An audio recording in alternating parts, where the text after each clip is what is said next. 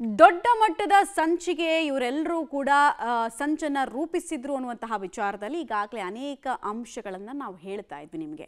Doctors ಅಲ್ಲ ಇವರು, white collar ಟೆರರಿಸ್ಟ್ಗಳು ಅನ್ನೋದು ಈಗಾಗಲೇ ಗೊತ್ತಾಗಿದೆ. ದೆಹಲಿ ಸೇರಿ ಬೇರೆ ಬೇರೆ ಪ್ರಮುಖ ನಗರಗಳಲ್ಲಿ ದಾಳಿ ಮಾಡಬೇಕು ಅನ್ನೋದು ಇವರ ಪ್ಲಾನ್ ಆಗಿತ್ತು. ಅದಕ್ಕೆ ಅಷ್ಟು ಟನ್ಗಟ್ಟಲೆ ಸ್ಫೋಟಕಗಳನ್ನು ಇವರು ಇಟ್ಕೊಂಡಿದ್ರು. ಭದ್ರತಾ ಸಂಸ್ಥೆಗಳಿಗೆ ಭಯೋತ್ಪಾದಕರು ಸಿಕ್ಕಿಬಿದ್ರು. ಫರೀದಾಬಾದ್ನಲ್ಲಿ ಉಮರ್ನ ಆತ್ಮೀಯರು ಪೊಲೀಸರ ವಶಕ್ಕೆ ಸಿಕ್ಕಾಕೊಳ್ತಾರೆ. ಇದರಿಂದ ಟೆರರ್ ಡಾಕ್ಟರ್ ಉಮರ್ ಗಲಿಬಿಲಿ ಆಗ್ತಾನೆ. ಅಂದುಕೊಂಡಂತೆ ಪ್ಲಾನ್ ಅನುಷ್ಠಾನಕ್ಕೆ ತರಲಾಗದೆ ತುರ್ತು ದಾಳಿಯನ್ನ ಇವನು ನಡೆಸಿದ್ದಾನೆ ಅನ್ನೋದು ಒಂದು ಮಾಹಿತಿ. ತಾನು ಸಿಕ್ಕಿ ಬೀಳುವ ಆತಂಕದಲ್ಲಿ ಕೆಂಪುಕೋಟೆಯ ಬಳಿ ಈತ ಸ್ಫೋಟ ಮಾಡಿದ್ದಾನೆ ಅನ್ನೋದು. ಅತಿ ದೊಡ್ಡ ದಾಳಿ ವಿಫಲಗೊಂಡಿದೆ ಅಂತ ತನಿಖಾಧಿಕಾರಿಗಳು ಹೇಳ್ತಾ ಇದ್ದಾರೆ. ವಿಫಲ ಆಗಿದ್ದು ಹೌದು, ಬಟ್ ಇದು ಆಕಸ್ಮಿಕವಾಗಿ ಆಗಿದ್ದ ಘಟನೆನ ಅನ್ನೋ ಆ್ಯಂಗಲಲ್ಲಿ ತನಿಖೆ ಆಗಬೇಕು. ಯಾಕಂದರೆ ಕಾರ್ ಸಂಚಾರ ಮಾಡಬೇಕಾದ್ರೆ ಇವನು ದಾಳಿನ ಮಾಡಬೇಕು ಅನ್ನೋದು ಪ್ಲಾನ್ ಇಟ್ಕೊಂಡಿದ್ದು ತೀರಾ ಕಡಿಮೆ ಇರುತ್ತೆ. ಯೂಶಲಿ ಇಂಥ ಮಾಡೆಲ್ಗಳೆಲ್ಲ ಹೆಂಗೆ ಕೆಲಸ ಮಾಡುತ್ತೆ ಅಂದರೆ, ಒಂದು ಕಾರ್ ಹೋಗ್ಬಿಟ್ಟು ಯಾವುದಾದ್ರೂ ದೊಡ್ಡ ಸೇನಾ ವಾಹನಕ್ಕೆ ಡಿಕ್ಕಿ ಹೊಡೆಯೋದು, ತುಂಬ ಜನ ಇದ್ದಿದ್ದ ಕಡೆ ಹೋಗ್ಬಿಟ್ಟು ಡಿಕ್ಕಿ ಹೊಡೆಯೋದು, ಅಲ್ಲಿ ಸ್ಫೋಟಗೊಳ್ಳೋದು, ಆ ಥರದ್ದೆಲ್ಲ ಪ್ಲಾನ್ ಇರುತ್ತೆ.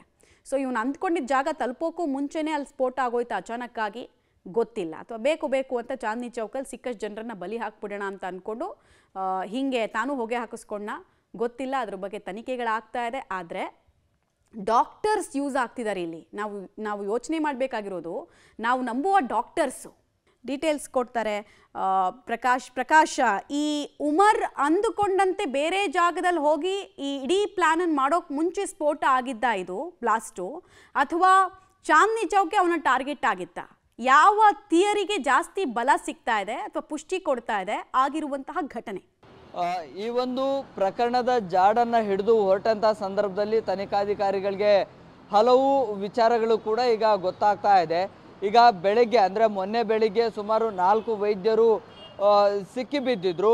ಅವರ ಬಳಿ ಇದ್ದಂಥ ಸ್ಫೋಟಕಗಳು ಮತ್ತು ರೈಫಲ್ಸ್ಗಳು ಅದೆಲ್ಲವೂ ಕೂಡ ವಶಕ್ಕೆಯನ್ನು ಪಡೆದುಕೊಂಡಿದ್ರು.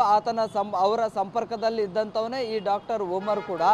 ಆದರೆ ಆತ ಸಿಕ್ಕಿರಲಿಲ್ಲ. ಆತನ ಕಾರ್ನಲ್ಲಿ ಮತ್ತು ಆತನ ಒಂದು ಬಾಡಿಗೆ ಮನೆಯಲ್ಲಿ ಕೂಡ ಒಂದಿಷ್ಟು ಸ್ಫೋಟಕಗಳನ್ನು ಸಂಗ್ರಹ ಮಾಡಿಟ್ಟಿದ್ದ. ಸೊ ಅವರ ಸ್ನೇಹಿತರೆಲ್ಲರೂ ಕೂಡ ತಗಲಾಕೊಂಡಿದ್ರು. ನಾನು ಕೂಡ ಸಿಕ್ಕಿ ಬೀಳ್ತೀನಿ ಅನ್ನುವಂತಹ ಒಂದು ಭಯ ಭೀತಿ ಕೂಡ ಇತ್ತು. ಸೊ ಹಾಗಾಗಿ ಇಡೀ ಅವತ್ತು ಬೆಳಗ್ಗಿಂದ ಸಂಜೆ ತನಕಲೂ ಕೂಡ ಇಡೀ ದೆಹಲಿಯನ್ನು ಸುತ್ತುತ್ತಾ ಇದ್ದ ಕಾರ್ನಲ್ಲಿ. ಆದರೆ ಆತ ಇಂಟೆನ್ಷನ್ಲಿ ಯಾವುದಾದ್ರೂ ಒಂದು ಟಾರ್ಗೆಟನ್ನು, ಒಂದು ಪ್ಲೇಸನ್ನು ಟಾರ್ಗೆಟ್ ಮಾಡಿಕೊಂಡು ಅಲ್ಲಿಗೆ ಹೋಗ್ತಾ ಇದ್ನ, ಅಥವಾ ಗಾಬರಿಯಲ್ಲಿ ಆತ ತೆಗೆದುಕೊಂಡು ಹೋಗುವಂಥ ಸಂದರ್ಭದಲ್ಲಿ ಆ ಸ್ಫೋಟಕಗಳು ಏನಾದರೂ ಸಿಡಿದ್ವಾ ಅನ್ನುವಂಥದ್ರ ಬಗ್ಗೆ ಕೂಡ ಸ್ಪಷ್ಟವಾಗಿ ಅಧಿಕೃತವಾಗಿ ಮಾಹಿತಿ ಬರಬೇಕಾಗಿದೆ. ಆದರೆ ಒಂದಂತೂ ಸ್ಪಷ್ಟ, ಇದು ಉಗ್ರರ ಕೈವಾಡ ಮತ್ತು ಉಗ್ರ ಸಂಘಟನೆಯ ಜೊತೆ ಸೇರಿಕೊಂಡು ಮಾಡಿರೋದು ಅನ್ನುವಂಥದ್ದು ಗೊತ್ತಿದೆ. ಸೊ ಅಂದರೆ ದೆಹಲಿ ಮಾತ್ರ ಅಲ್ಲ, ದೇಶದ ಬೇರೆ ಬೇರೆ ನಗರಗಳನ್ನು ಕೂಡ ಟಾರ್ಗೆಟ್ ಮಾಡಿಕೊಳ್ಳಲಾಗಿತ್ತು.